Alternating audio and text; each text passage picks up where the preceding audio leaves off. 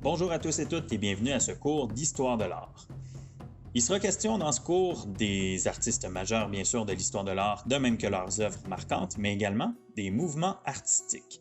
Ce que tu dois savoir par rapport aux mouvements artistiques, c'est qu'ils sont créés à partir du moment où des artistes se regroupent ensemble dans le but de travailler derrière des idées communes.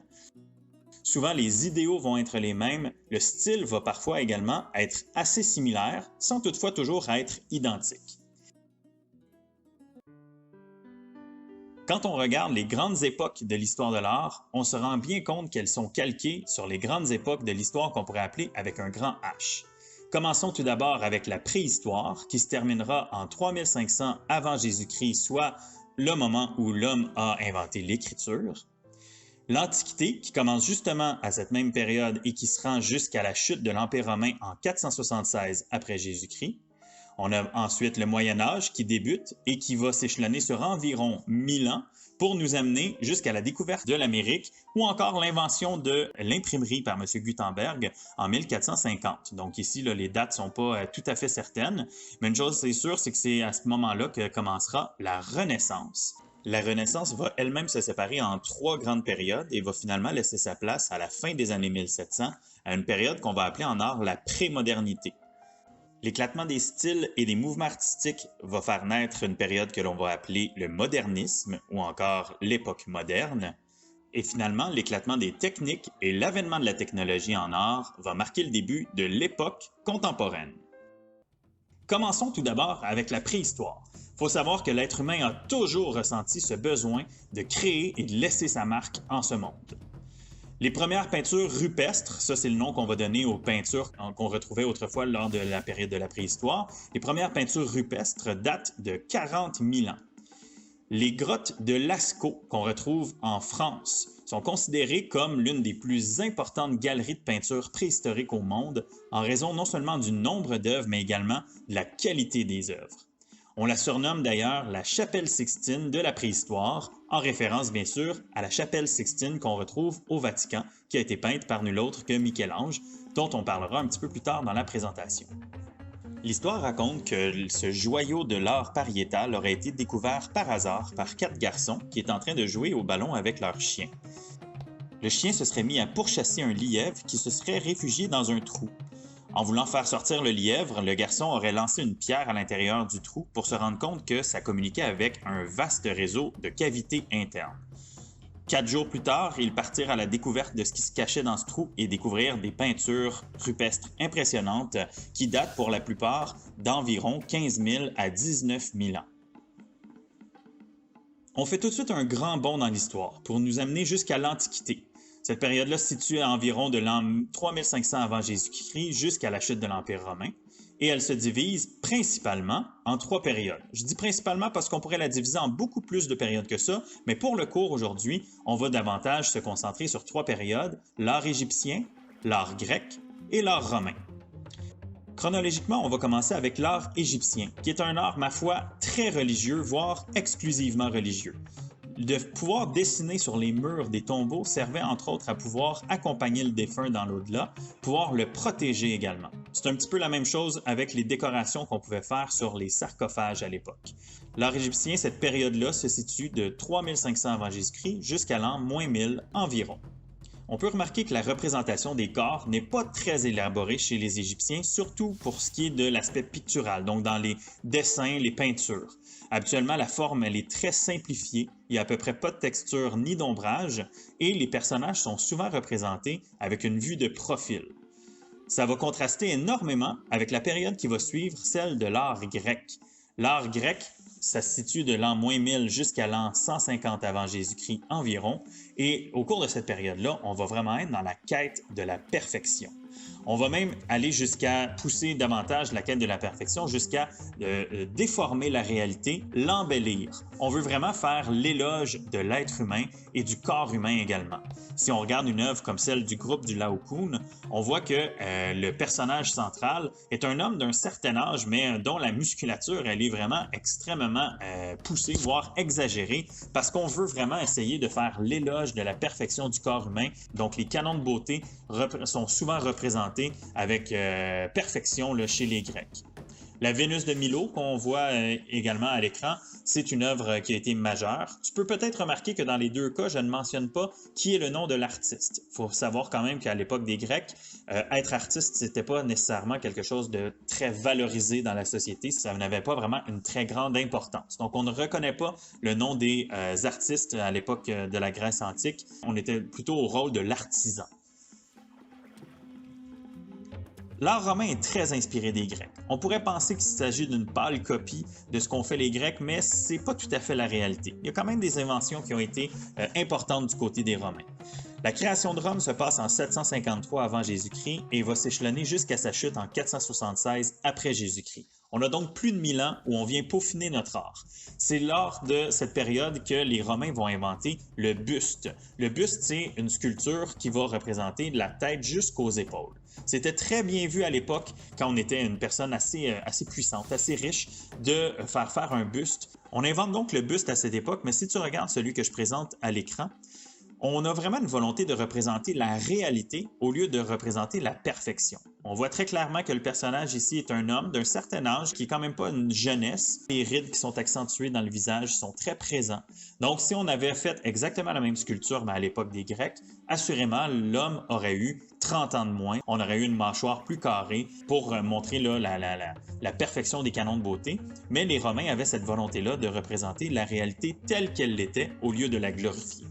Déplaçons-nous une nouvelle fois sur la ligne du temps afin de se rendre dans une nouvelle période qui s'appelle le Moyen Âge. Ça commence en l'an 476 après Jésus-Christ et ça va s'échelonner environ jusqu'au 15e siècle, soit les années 1400.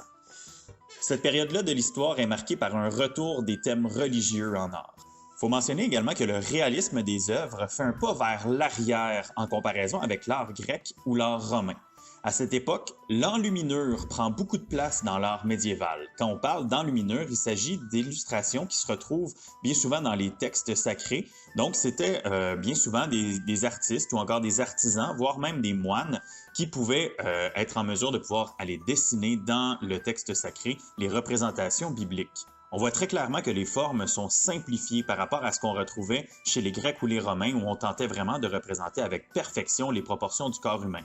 On se rapproche davantage de ce que nous faisaient, par exemple, les Égyptiens, avec des formes simplifiées, également avec une absence de texture ou encore d'arrière-plan. Heureusement, on a des artistes tels que les frères Jan et Hubert van Eyck, des peintres belges, qui se démarquent par leur maîtrise technique et ils vont marquer le pont entre le Moyen Âge et l'époque suivante qui va s'appeler la Renaissance. La technique des frères Van Eyck est à des années-lumière de ce qu'on était en mesure de faire à cette époque-là. C'était vraiment des peintres extrêmement talentueux. Et on reconnaît également Jan Van Eyck comme étant parmi les premiers artistes à revendiquer son rôle. Donc, de s'assurer qu'on n'était pas seulement qu'à un titre d'artisan, mais d'assumer pleinement son rôle d'artiste, notamment en étant parmi les premiers à signer ses œuvres. Avec du recul, on peut considérer le geste de signer son tableau comme étant réellement une révolution dans le milieu de l'art. Van Eyck est en train d'établir des standards, de dire « Je veux que tout le monde entier sache que je suis artiste et je veux que tout le monde sache que le rôle d'artiste est important également. » Et ça va mettre la table pour la période suivante, celle de la Renaissance, où le rôle de l'artiste va changer drastiquement, délaissant un petit peu le rôle d'artisan pour devenir une réelle célébrité dans le monde. La Renaissance est une période de l'histoire qui englobe principalement les œuvres réalisées entre les années 1400 et 1600. Elle va débuter en Italie, plus précisément dans la ville de Florence, mais s'étendra dans toute l'Europe à partir de la période qu'on appellera la Haute Renaissance.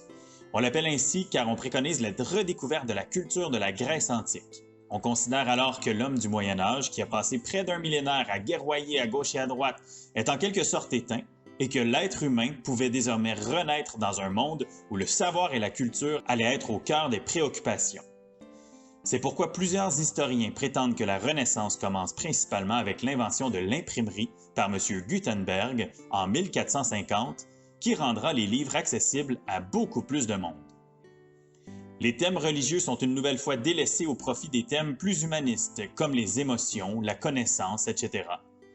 D'ailleurs, on n'a qu'à regarder les différences entre les œuvres du Moyen Âge et celles de la Renaissance au niveau de la représentation des émotions pour constater la différence marquée. Alors qu'au Moyen Âge, les personnages ont souvent des airs impassibles, donc sans émotion, on représente des expressions faciales détaillées à la Renaissance. Le statut de l'artiste changera également au cours de cette période. Ce qui avait été amorcé par Jan van Eyck franchira un pas supplémentaire lorsque l'artiste aura le luxe de ne plus peindre seulement que sur commande, mais plutôt par volonté personnelle. Ainsi, l'artiste qui jusqu'à maintenant peignait ce qu'un richissime personnage lui commandait, peut désormais choisir le sujet de son œuvre et créer ce qu'il veut bien créer. C'est rendu possible grâce au début de ce qu'on appelle le mécénat. Être mécène signifie supporter financièrement un artiste dans sa création, soit en lui donnant un salaire ou encore en acceptant de le loger et de le nourrir sans frais. Le premier mécène est un homme qui s'appelait Côme de Médicis, qui va prendre sous son aile un sculpteur de talent appelé Donatello. Donatello est reconnu comme étant le meilleur sculpteur de son temps. On le dit même probablement le plus grand de tous les temps, supérieur à Michel-Ange. L'œuvre la plus célèbre de Donatello est sans équivoque sa représentation du David. Sa sculpture s'avère être le premier bronze coulé depuis l'Antiquité. Il n'hésite pas non plus à représenter son personnage complètement nu. Il faut savoir qu'à cette époque-là, on brûlait sur le bûcher des gens qui commettaient des gestes jugés moins graves que ça. Mais Côme de Médicis avait tellement d'influence à Florence à cette époque que lorsqu'il a donné son approbation pour le David de Donatello, tout le monde a accepté la représentation qui aurait pu être jugée choquante. Donatello est donc devenu un ami très proche de son mécène, mais également d'un autre personnage important de la Renaissance, Filippo Brunelleschi, qui était l'architecte à qui on doit notamment le dôme de la cathédrale Santa Maria del Fiore à Florence, mais qui est aussi l'inventeur de ce qu'on appellera la perspective. Grâce à cette découverte, l'arrière-plan des œuvres de la Renaissance prendra une place nettement plus importante que lors du Moyen Âge. Par exemple, dans cette œuvre du peintre Le Pérugin, on voit au premier plan Jésus en train de remettre les clés de son église à Saint-Pierre. Or, l'artiste, grâce au principe de la perspective en point de fuite, attire plutôt l'œil du spectateur vers la construction en arrière-plan. Les lignes dirigent donc naturellement l'œil vers le point focal du tableau, détournant du même coup le regard de sur la scène qu'on pourrait dire divine, au profit d'une construction réalisée par l'homme. C'est également au cours de la Renaissance qu'on fera la connaissance d'un certain Léonard de Vinci. De Vinci était artiste, ingénieur, botaniste, anatomiste, inventeur, architecte, musicien, poète, écrivain, organisateur de fêtes, bref, un génie universel hors du commun. On pourrait penser qu'en ayant autant de connaissances dans autant de domaines, que Léonard de Vinci était un fils de grande famille italienne ayant fréquenté les meilleures écoles du pays, mais ce n'est pas le cas du tout. Il est en fait le fils illégitime d'un notaire et d'une simple paysanne. Pour cette raison, il n'aura donc pas droit à une éducation classique, mais sera doté d'une grande curiosité. Il passera donc le plus clair de son temps à apprendre de façon autodidacte et à dessiner la nature qui l'entoure, l'étudiant du même coup. Son talent en dessin l'amènera à suivre une formation dans l'atelier d'Andrea del Verrocchio, alors artiste sous la tutelle de Laurent de Médicis, qui est le petit-fils de Côme. Ses œuvres les plus connues sont La Seine, L'Homme de Vitruve, La Vierge au rocher, le Salvatore Mundi, qui est à ce jour l'œuvre d'art qui a été vendue pour la plus haute somme d'argent, soit 450 millions de dollars américains, soit près de 600 millions de dollars canadiens, mais son œuvre la plus célèbre est sans contredit la Joconde. Quand on observe la Joconde, on remarque la fameuse technique de peinture inventée par De Vinci qui s'appelle le sfumato. Elle consiste à superposer des couches de peinture très fines afin de créer une espèce de flou naturel. Il n'y a donc plus de lignes contours, tout est en dégradé très fondu. Si on compare avec une œuvre de la même époque peinte par Sandro Botticelli, La naissance de Vénus, on voit que la technique qu'a développée De Vinci amène beaucoup plus de réalisme au portrait. On ne peut pas parler de Vinci sans parler de son grand compétiteur de l'époque, un certain Michelangelo Buonarroti. Deux personnages, ma foi, très différents. Alors que De Vinci était un homme très soigné, Michel-Ange a plutôt un tempérament plutôt difficile. Il est considéré toutefois comme un des plus grands sculpteurs de l'histoire, en plus d'être l'un des meilleurs peintres et un des plus grands architectes de son temps. Pourtant, son père a toujours été très réfractaire à l'art. Il n'en demeure pas moins qu'il accepte de l'envoyer dans l'atelier de Verrocchio à l'âge de 14 ans. Laurent de Médicis deviendra son mécène et l'accueillera comme un fils, le laissant même manger au palais avec les membres de sa famille. À 24 ans seulement, soit en 1499, il va terminer la sculpture de sa célèbre Pietà, exposée maintenant à la basilique Saint-Pierre de Rome, dont Michel-Ange est l'architecte. 5 ans plus tard, il livrera à la ville de Florence sa représentation du David, une sculpture colossale de 5 mètres de haut, taillée dans un bloc de marbre blanc qui avait été ébauché par 2 autres sculpteurs avant lui. Quelques années plus tard, il délaissera ses outils de sculpture pour se consacrer à une nouvelle commande du pape, la peinture du plafond de la chapelle Sixtine, à l'époque considérée comme un désastre d'architecture. Il peindra en 4 ans seulement, et presque seul, les quelques 500 mètres carrés du plafond, qui deviendra une des œuvres d'art les plus célèbres de tous les temps. En 1536, le pape fait à nouveau appel à l'artiste au tempérament déplaisant afin de peindre le mur derrière l'autel, encore dans la chapelle Sixtine. Le jugement dernier est donc une immense fresque de 16 mètres de hauteur par 13 mètres de largeur, mettant en scène quelques 400 personnages. Il est indéniable que le legs artistique de Michel-Ange est parmi les plus importants de toute l'histoire de l'art. Il faut maintenant compléter nos tortues ninja. On avait commencé par Donatello, suivi de Leonardo da Vinci, puis nous venons de voir Michelangelo, et il nous reste maintenant Raphaël. Raphaël est le fils d'un peintre de métier et il sera initié très tôt à l'art de la peinture dans l'atelier de son père. Il deviendra malheureusement orphelin à l'âge de 11 ans et il ira étudier auprès du Pérugin, celui dont il était question plus tôt dans la présentation. Il complétera sa formation et obtiendra le titre de maître en peinture à l'âge de 17 ans seulement, ce qui était tout un exploit. À 25 ans, il sera demandé par le pape afin de décorer les chambres du Vatican à Rome. C'est là qu'il peindra une de ses œuvres les plus célèbres, l'École d'Athènes. Il y représente les personnages les plus importants de la Grèce antique, période vénérée par les artistes de la Renaissance. Il insérera d'ailleurs 2 de ses contemporains qui auront été ses maîtres pour un court laps de temps, Léonard de Vinci sous les traits de Platon et Michel-Ange sous les traits du ténébreux Héraclite. Peu avant sa mort, il débutera une œuvre majeure représentant la transfiguration du Christ. On dit de cette œuvre qu'en raison de la vivacité des couleurs et des contrastes, que la peinture n'a jamais connu dans l'histoire un tel degré de perfection. Raphaël meurt prématurément à l'âge de 37 ans seulement, au sommet de sa gloire. On raconte qu'il pourrait s'agir d'une certaine forme d'erreur médicale qui serait en cause. On lui aurait diagnostiqué un excès de sang et on l'aurait traité à l'aide de saignées répétées, ce qui l'aurait malheureusement tué. Avec la science actuelle, nous sommes capables d'établir qu'il souffrait fort possiblement d'une pneumonie ou peut-être même d'un coronavirus. Toujours est-il que les mimiques expressives et l'opposition des zones lumineuses et ombragées de la transfiguration mettront la table pour la prochaine période qui suivra, qu'on appelle le maniérisme. Comme ça a souvent été le cas dans l'histoire de l'art, le maniérisme tend à rompre avec les idées du mouvement précédent. Les artistes maniéristes vont donc vouloir contester la volonté de perfection de la Renaissance. Mais on ne rejette pas tout ce qui a été fait durant cette période importante de l'histoire de l'art. Au contraire, on s'en inspire dans la plupart des cas. La représentation des corps en torsion peints par Michel-Ange dans la chapelle Sixtine et les compositions complexes de Raphaël, de même que ses contrastes forts, seront des sources d'influence importantes pour les artistes maniéristes. C'est ainsi que naîtront des tableaux représentant des corps en mouvement dont on exagérera la torsion en modifiant volontairement les proportions du corps. L'utilisation de plus en plus assumée de la technique du clair-obscur, qui consiste à faire émerger de zones très sombres des sections lumineuses tout en faisant de plus en plus disparaître les lignes contours, viendra consolider cette idée de contraste fort qui fut proposée par Raphaël dans son dernier chef-d'œuvre. Un des artistes chefs de file du maniérisme et maître incontesté du clair-obscur est un certain Caravaggio, que l'on surnommera le Caravage en français. Ce peintre exceptionnel avait le don de représenter une vérité crue dans ses tableaux, avec des arrière-plans habituellement extrêmement sombres, ce qui contrastait avec les arrière-plans remplis de détails qu'on retrouvait lors de la Renaissance.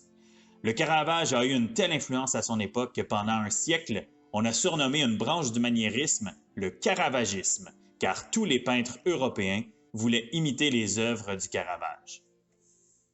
On change une nouvelle fois de période sur notre ligne du temps afin d'entamer ce qu'on appelle la prémodernité. 2 mouvements artistiques se distinguent lors de cette période, le romantisme et le réalisme.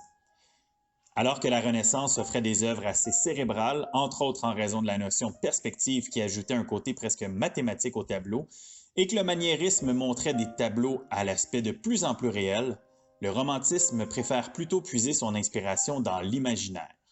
L'idée de créer par volonté personnelle n'a certainement pas quitté les artistes de l'époque, qui vont même un pas plus loin en représentant leurs émotions, leurs états d'âme ou leurs rêveries.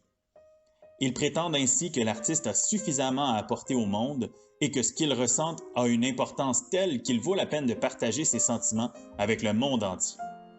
Ainsi, des artistes comme l'Allemand Caspar David Friedrich ou le Français Eugène Delacroix deviendront les grands meneurs du mouvement romantique. Les paysages irréels de Friedrich montrent ses questionnements intérieurs, tandis que les œuvres des Français comme Delacroix ou Théodore Géricault montrent leur vision du romantisme à travers la palette de couleurs irréelles et sombres. Le fait de délaisser les histoires bibliques ou mythologiques au profit d'événements réels marque également un point tournant important pour l'artiste. Ainsi, lorsque Géricault peint son chef-d'œuvre le Radeau de la Méduse, il met en scène une histoire s'étant déroulée quelques années auparavant et qui avait fait jaser beaucoup en France, car on accusait le gouvernement de l'époque d'avoir abandonné à leur sort les naufragés d'un navire qui, pour survivre, avait dû s'adonner à des actes de cannibalisme. Ce désir de représenter le désespoir chez Géricault se manifeste également lorsqu'il décide de peindre des patients en institut psychiatrique, ce qui était innovateur pour le temps. De son côté, Eugène Delacroix, dans son célèbre tableau « La liberté guidant le peuple », prend ouvertement position contre la monarchie. L'artiste romantique réalise donc toute la tribune que son art peut lui amener. Et à partir du romantisme, la prise de position politique ne quittera plus jamais les thèmes abordés par les artistes au cours de l'histoire. Ce n'est pas seulement qu'en France que ce changement s'effectue. Une quinzaine d'années avant l'œuvre de Delacroix, un peintre espagnol nommé Francisco Goya avait aussi peint une scène dénonçant l'exécution de 400 combattants espagnols par les troupes françaises de Napoléon. Dans la même palette rabattue et chaude, Goya réalisera ce qui sera considéré par plusieurs comme une des premières œuvres d'art révolutionnaires dans tous les sens du terme. Alors que la période romantique est marquée par un désir d'émancipation des peuples à travers le monde, comme en témoignent les révolutions américaines, françaises, mexicaines ou, plus près de nous, la tentative d'indépendance des rébellions patriotes, il existe une trame de fond commune, les inégalités des classes sociales. Ce concept s'intégrera aussi d'une certaine façon dans le milieu de l'art. Avec le mouvement du réalisme, les artistes vont tenter de démocratiser l'art, c'est-à-dire le rendre plus accessible à toutes les classes sociales. Au lieu de toujours représenter les exploits de grands rois ou encore les portraits des plus riches familles, les artistes vont commencer à peindre des scènes de la vie quotidienne des paysans, des artisans, bref, de ce qu'on pourrait appeler des citoyens ordinaires. Bien que des peintures de scènes du quotidien existaient avant l'avènement du réalisme, la popularité grandissante pour ces tableaux va amener la création d'une nouvelle catégorie de peinture, la scène de genre. La scène de genre, ou peinture de genre, consiste à représenter des scènes banales du quotidien. Ainsi, lorsqu'un artiste comme Jean-François Millet peint des paysannes en train de glaner les champs, ou encore un semeur dans le cadre de son travail quotidien, il tente de faire en sorte que même les classes sociales les moins fortunées se sentent concernées par l'art. Un peintre comme Gustave Courbet a chamboulé les conventions de son temps avec son tableau « Un enterrement à Ornans » en 1849. Pour bien comprendre les raisons du scandale autour de cette œuvre, je dois d'abord vous expliquer qu'il existait jusqu'alors une hiérarchie des genres en peinture. Ainsi, la peinture d'histoire, qui regroupe les œuvres portant sur un sujet lié à l'histoire, incluant les histoires bibliques et mythologiques, est en haut de la hiérarchie. S'ensuivra l'art du portrait, jusqu'alors surtout réservé aux classes plus favorisées, puis la peinture de genre, le paysage et finalement la nature morte, c'est-à-dire la peinture d'objets inanimés. Plus le genre est élevé dans la hiérarchie, plus on doit le peindre sur un support imposant. Lorsque Courbet présente son œuvre qui représente une scène de genre, il décide de peindre son tableau sur une immense toile, une toile qui devrait logiquement être réservée à la peinture d'histoire. Voulant même aller plus loin, il représentera sur un même plan des paysans, des bourgeois et des membres du clergé, sans se soucier de donner plus d'importance aux classes sociales plus élevées. En agissant de la sorte, les artistes réalistes envoient le message que même les gens issus des classes sociales les moins favorisées font des choses aussi importantes que les grands monarques ou les personnes les plus puissantes. À leur façon, ils poursuivront l'affirmation de l'artiste et, en quelque sorte, prendront position à leur tour. On ne peut changer de période sans parler d'un tableau d'une extrême importance dans l'histoire de l'art, Le Déjeuner sur l'herbe d'Édouard Manet. Peint en 1863, l'œuvre a créé un scandale car il venait bousculer le bon goût des bourgeois de l'époque en raison de la présence d'une femme nue. Ça peut paraître surprenant car la nudité était présente dans les œuvres depuis l'Antiquité, mais selon l'Académie royale de peinture et de sculpture, créée en 1648, la nudité n'était justifiée que dans la peinture religieuse ou mythologique. Il faut savoir que pendant plus d'un siècle, l'Académie décidait qui devenait artiste, ce que les artistes pouvaient peindre et ne pas peindre, le format sur lequel les œuvres devaient être peintes, bref, l'Académie dictait le monde de l'art. Lorsque Manet propose une scène de genre dans laquelle on retrouve une femme dénudée appartenant au plus commun des mortels, ça ébranlera suffisamment le milieu de l'art au point de déclarer que le déjeuner sur l'herbe deviendra le pont vers la modernité. On change encore de période afin d'entamer l'époque de l'art moderne. Il faut distinguer la notion de modernisme en art avec le terme « moderne » employé dans le langage courant. Quand on dit qu'une maison est décorée de façon très moderne, ça fait souvent référence aux tendances actuelles, une décoration au goût du jour. Or, en art, cela fait plus d'un demi-siècle que nous avons quitté l'art moderne au profit des périodes postmodernes et contemporaines. Le début de la période moderne en art est marqué par l'éclatement des styles et des mouvements artistiques. Alors que jusqu'à présent, un mouvement artistique pouvait gagner tout le monde occidental jusqu'à ce qu'il soit remplacé par un nouveau mouvement, à partir du modernisme, plusieurs mouvements artistiques peuvent se chevaucher. Ainsi, au même moment, voire même dans le même pays ou la même ville, des artistes peuvent travailler avec des styles extrêmement différents. Aujourd'hui, ça peut paraître normal, mais à l'époque, c'était complètement nouveau. Mais ce qui chamboulera le plus les codes de l'art de l'époque, c'est surtout le fait que les artistes commenceront à affirmer de façon de plus en plus franche la notion de l'art pour l'art. Depuis des siècles, soit depuis le début du mécénat ou encore avec la pensée de l'époque prémoderne, les artistes revendiquent que l'art n'a plus à être au service de qui que ce soit. L'art n'a plus à être utilitaire. Avec la modernité, les artistes franchiront un pas des plus importants en affirmant que l'art n'a plus besoin d'être beau. En effet, à compter de la fin du 19e siècle, les œuvres n'ont plus besoin de démontrer le savoir-faire de l'artiste. On attribue le début de l'époque moderne à l'avènement d'un nouveau mouvement artistique qui s'appelle l'impressionnisme. La première œuvre impressionniste est également celle qui donnera le nom au mouvement, un tableau de Claude Monet intitulé « Impression soleil levant », peint en 1872. Les peintres impressionnistes avaient comme sujet de prédilection la lumière. Autrefois confinés à leur atelier avec une source de lumière souvent latérale en raison de la présence de fenêtres, un nouveau monde s'offre aux artistes quand, en 1841, on dépose un brevet pour une invention qui va complètement révolutionner le milieu de l'art et j'ai nommé la peinture en tube. Avant cela, les artistes fabriquaient leur propre peinture avec un mélange d'huile et de pigments. Dès que la peinture prémélangée fut créée, il devenait désormais possible de quitter l'atelier et aller peindre en plein air. Les artistes partaient donc avec leur chevalet portatif et n'avaient qu'à transporter que quelques tubes et des pinceaux au lieu de trimballer des tonnes de contenants avec les pigments, les huiles ou les solvants. C'est également pour cette raison que les peintres impressionnistes avaient tendance à travailler sur des tableaux de petit format puisque c'était plus facilement transportable. Ainsi, l'étude de la lumière prenait des proportions tout autres en étant à l'extérieur puisque la lumière du soleil était extrêmement changeante en fonction de l'heure de la journée.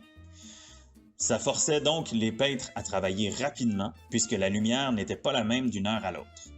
Afin notamment d'accélérer le processus, ils se sont mis à peindre en appliquant à la tache de la peinture sans la mélanger sur la toile.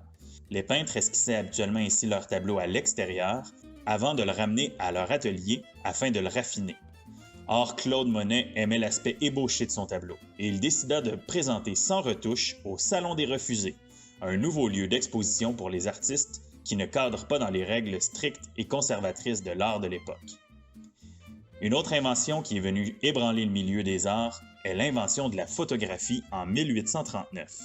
Les artistes se demanderont graduellement à quoi bon peindre avec un réalisme absolu ce que la photographie peut capter avec un réalisme encore plus grand. Ils vont donc, à compter de l'époque moderne, commencer à se dissocier des concepts plutôt traditionnels de l'art et laisser davantage de liberté quant à l'interprétation de l'image.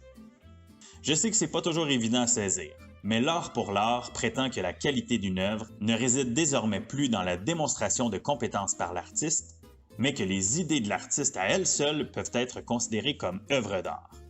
Ainsi, même si ce n'est pas considéré comme esthétique à cette époque de laisser paraître les coups de pinceau sur une œuvre, ça n'empêchera pas des artistes comme Manet, Renoir ou Pissarro, tous des contemporains de Monet, de revendiquer la beauté singulière de leurs œuvres. Après l'impressionnisme, on verra naître le post-impressionnisme, qui regroupera lui-même quelques styles différents. Les artistes post-impressionnistes ont tous eu une période impressionniste, mais décideront de pousser plus loin leur technique afin de créer un style plus personnel. C'est alors que Georges Seurat reprendra l'idée de la peinture à la tâche des impressionnistes pour développer le pointillisme, qui consiste à peindre avec des points de couleur. Paul Cézanne va quant à lui commencer à peindre la nature en la déconstruisant en forme géométrique, ce qui deviendra quelques années plus tard une influence majeure pour le mouvement cubiste. Paul Gauguin sera parmi les chefs de file d'une branche du post-impressionnisme qu'on appelle le mouvement Nabi, qui propose de se débarrasser des contraintes imitatives de la peinture au profit de couleurs exagérément plus pures et plus vives. Gauguin finira ses jours à Tahiti, où il peindra les gens de la place. Son tableau « Quand te maries-tu » a été durant quelques années l'œuvre vendue pour la plus haute somme d'argent au monde, soit 300 millions de dollars américains, avant d'être battu par l'œuvre de De Vinci, dont il a été question précédemment. Paul Gauguin était également ami avec un peintre inconnu à cette époque, mais qui deviendra une véritable légende dans le milieu de l'art, Vincent van Gogh. Inspiré par le travail des impressionnistes, Van Gogh ne sera peintre que pendant 8 ans. Après plusieurs échecs professionnels, il s'adonnera à la peinture de façon autodidacte et ne réussira qu'à vendre qu'un seul tableau dans sa vie, La Vigne rouge, pour une somme de 400 francs. On considère aujourd'hui que si ce tableau retombait en vente, il deviendrait sans nul doute le tableau le plus cher au monde.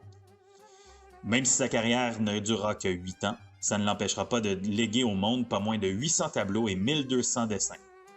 Le prolifique Van Gogh s'éteindra à 37 ans seulement, après avoir vraisemblablement mis fin à ses jours, bien que ce soit une théorie contestée.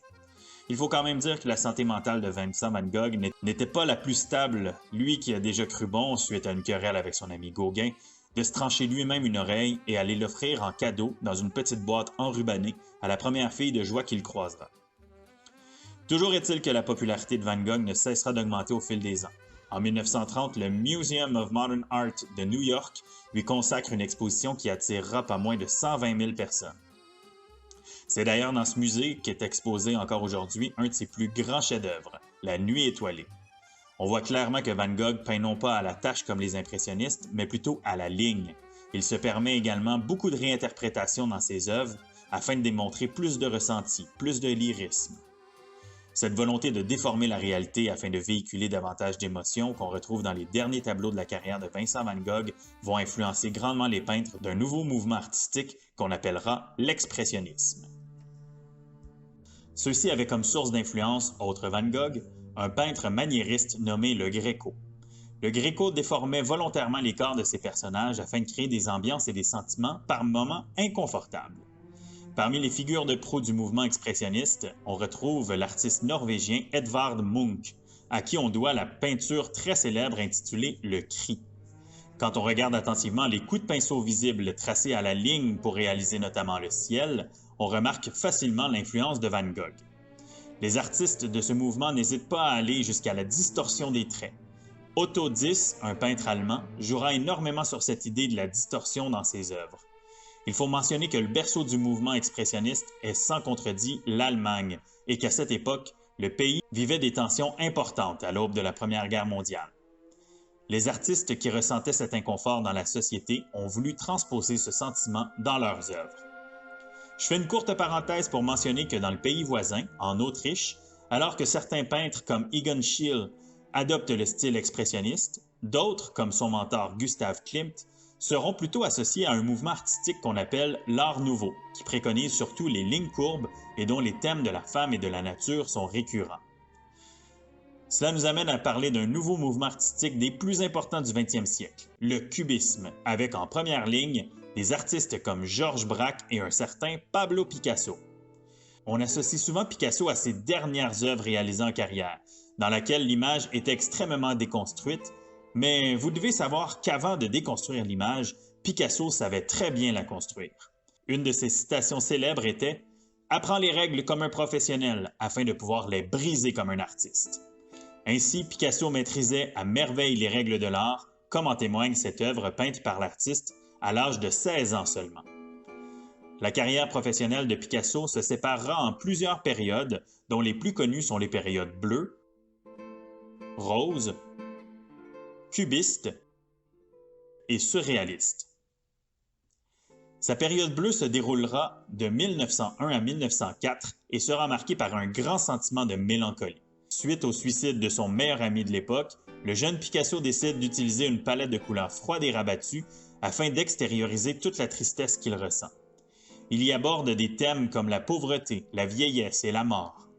La déformation des corps nous permet d'associer plusieurs œuvres de la période bleue au mouvement expressionniste. En 1904, il tombe amoureux de celle qui deviendra sa première compagne, première parmi plusieurs pourrait-on ajouter, Fernande Olivier. Nettement plus heureux, il délaissera les teintes de bleu au profit de tons plus chauds, tels que le rouge, le pêche et le rose, d'où le nom de la période rose. Parmi les œuvres connues de cette période, Garçon à la pipe, peint en 1905, deviendra le premier tableau de l'histoire à franchir la barre symbolique des 100 millions de dollars. Picasso a toujours cherché à innover. Il existait une rivalité entre Picasso et un peintre français du nom de Henri Matisse, un peintre qu'on associera au fauvisme. Les artistes fauvistes, qu'on appellera les fauves, décident de laisser toute la liberté aux couleurs, sans se soucier du manque de réalisme que cela pouvait causer. Après avoir vu l'œuvre de Matisse, La femme au chapeau, Picasso désire pousser l'audace un cran plus loin. En 1907, Picasso réalise une des œuvres les plus importantes de sa vie, Les Demoiselles d'Avignon. Il la gardera presque 10 ans dans son atelier en ne la montrant qu'à ses plus proches amis.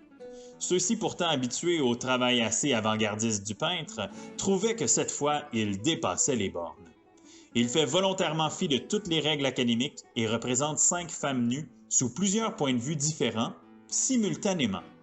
À cela s'ajoutent les contours anguleux des corps, ce qui crée par le fait même le premier tableau cubiste de l'histoire. Le cubisme s'inspire du travail de Paul Cézanne qui, comme on l'a vu, a commencé à déconstruire la nature en forme géométrique. Ses créateurs, Picasso et Braque, travaillent dans le même atelier et s'inspirent l'un l'autre. Leurs œuvres sont si similaires que les tableaux qui ne sont pas signés sont difficiles à associer à l'un ou l'autre de ces deux peintres. On va donc très loin dans la déconstruction de la forme. On abandonne l'idée d'une ligne contour, on favorise la ligne droite et on abandonne la couleur réelle des objets représentés. Picasso disait « Je ne peins pas ce que je vois, je peins ce que je pense ». Ainsi, même si de son point de vue, il voit son modèle, disons, de face, il sait que la femme qu'il est en train de peindre a également un profil, une vue de 3/4, une vue de dos. Il décide donc de représenter ses sujets sous plusieurs angles en même temps. Contrairement à bon nombre de mouvements artistiques, le cubisme sera très bien accueilli dans le milieu de l'art. Les œuvres cubistes se vendent extrêmement bien. Évidemment, les plus conservateurs détesteront le cubisme, le jugeant d'art dégénéré. Mais Pablo Picasso deviendra néanmoins une véritable vedette du monde de l'art. En 1937, on propose à l'artiste de réaliser une œuvre monumentale pour le pavillon espagnol de l'Exposition universelle de Paris. Cette même année, dans un climat qui annonce la Seconde Guerre mondiale, le gouvernement espagnol ordonne le bombardement d'une petite ville d'Espagne qui s'appelle Guernica. Il n'en fallut pas plus pour convaincre Picasso de réaliser une œuvre engagée politiquement qui dénonçait les atrocités de la guerre. L'œuvre intitulée du même toponyme que la ville, Guernica, deviendra, tout comme son créateur, un symbole de résistance face au fascisme. En somme, la carrière de Picasso sera des plus brillantes. En 75 ans de carrière, il laissera au monde pas moins de 40 000 œuvres d'art de toutes sortes, pour une moyenne de 533 œuvres d'art par année, donc plus d'une œuvre par jour. Il signera l'illustration de 125 livres. Il fera publier 400 poèmes. Il écrira 2 pièces de théâtre et une œuvre littéraire. Il sera récompensé avec de prestigieux prix en raison de son implication pour la paix dans le monde. Bref, une carrière hors du commun même pour un artiste de génie comme lui. Il ne fait nul doute que Picasso fait partie des maîtres de l'art moderne et qu'il serait même, selon plusieurs, le plus grand artiste du 20e siècle. Tel que mentionné plus tôt, il y a au début des années 1900 plusieurs mouvements artistiques qui connaissent de la popularité en même temps. Le post-impressionnisme, l'expressionnisme, l'art nouveau, le fauvisme, le cubisme. La planète entière sera toutefois bouleversée quand en 1914 la Première Guerre mondiale éclate. Le monde de l'art n'échappera pas à ce chamboulement. La conscription forcera bon nombre d'artistes de renom à partir au front, tandis que d'autres choisissent de quitter l'Europe pour éviter d'être confrontés aux horreurs de la guerre. Le bilan de la Première Guerre mondiale est des plus terribles. 20 millions de morts, dont 10 millions sont des civils innocents. S'ajoutent à cela les quelques 50 millions de décès reliés à la grippe espagnole. Le monde a l'impression d'être dans un cauchemar sans issue. Un regroupement d'artistes se nomme alors Négativistes et publie un manifeste qui affirme qu'ils ne sont pas assez naïfs pour croire au progrès et que leur désir est de supprimer toute forme de beauté.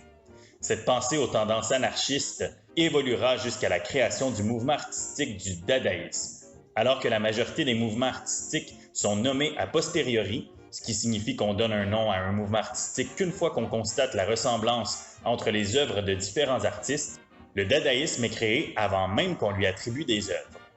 C'est le seul mouvement qui a une date de création précise, le 8 février 1916 à Zurich, en Suisse.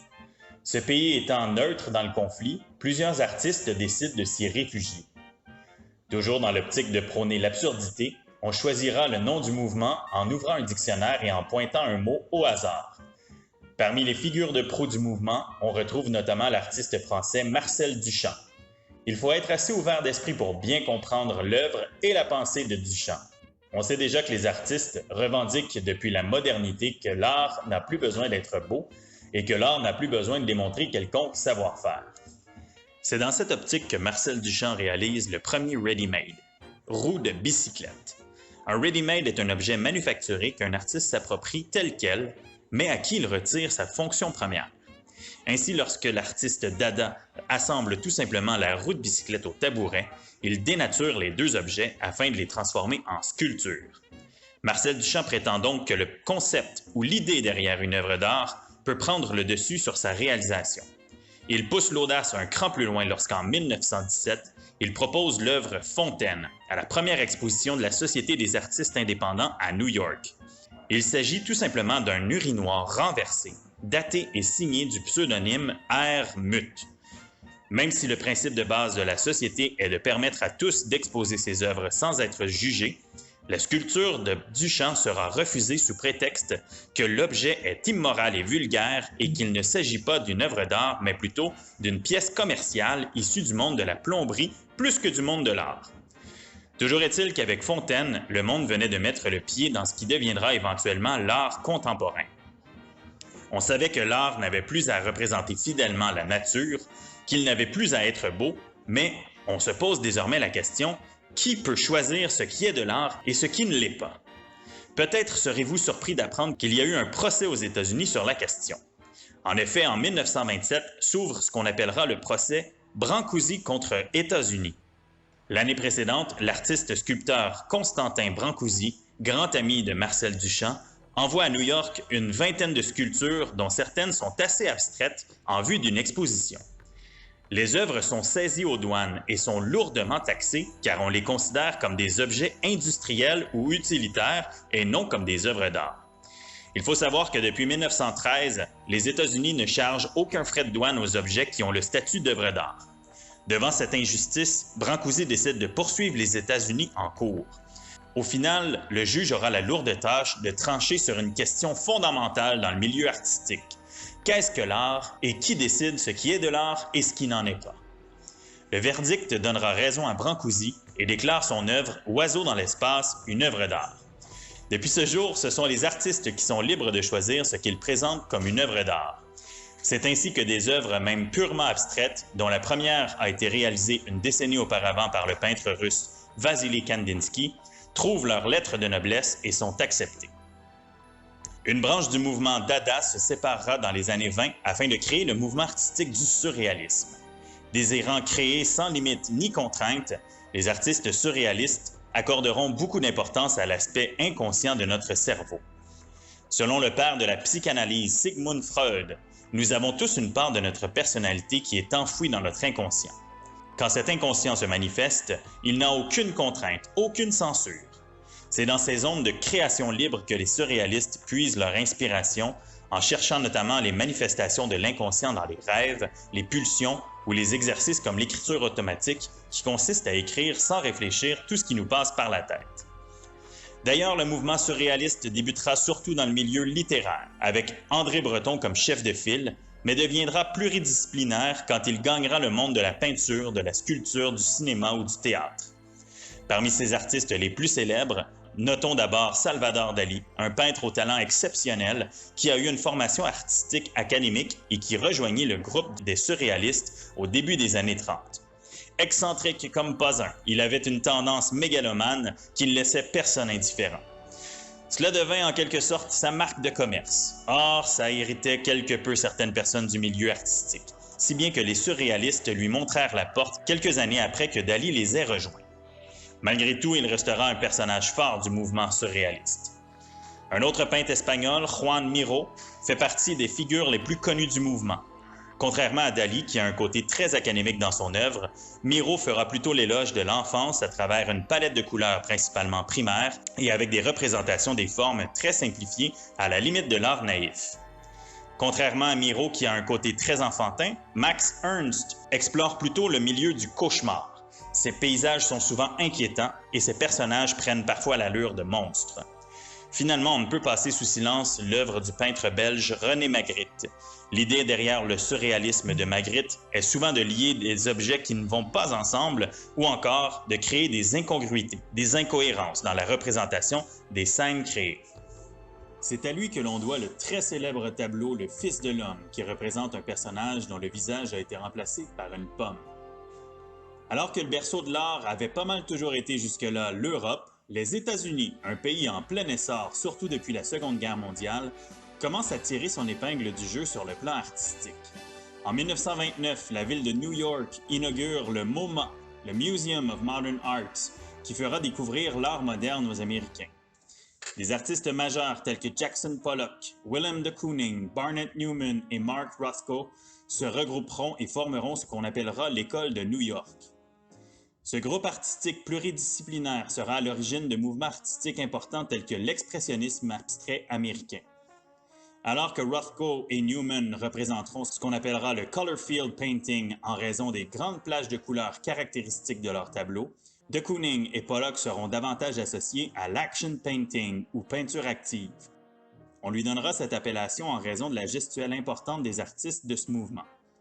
La technique du dripping, qui consiste à peindre en projetant la peinture ou encore en la laissant dégoûter sur la toile, deviendra notamment la marque de commerce de Pollock.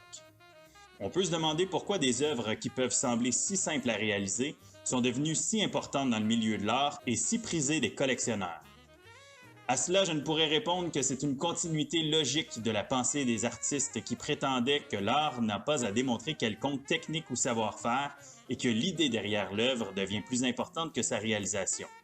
Le monde de l'art entre dans une forme de course à l'innovation. Ce qui est le plus important, ce n'est plus de faire l'œuvre la plus réussie, mais plutôt de faire quelque chose de nouveau et, surtout, d'être le premier à le faire. Dans les années 50, les mouvements surréalistes et expressionnistes abstraits commencent à s'essouffler. Il faut dire que c'est à ce moment que nous changeons de période pour nous rendre dans ce qu'on appellera l'époque de l'art contemporain. Alors que le modernisme était caractérisé par l'éclatement des mouvements artistiques, c'est principalement l'éclatement des techniques qui sera au cœur de l'époque contemporaine. À cela s'ajoute également l'avènement de la technologie qui modifiera considérablement le paysage artistique.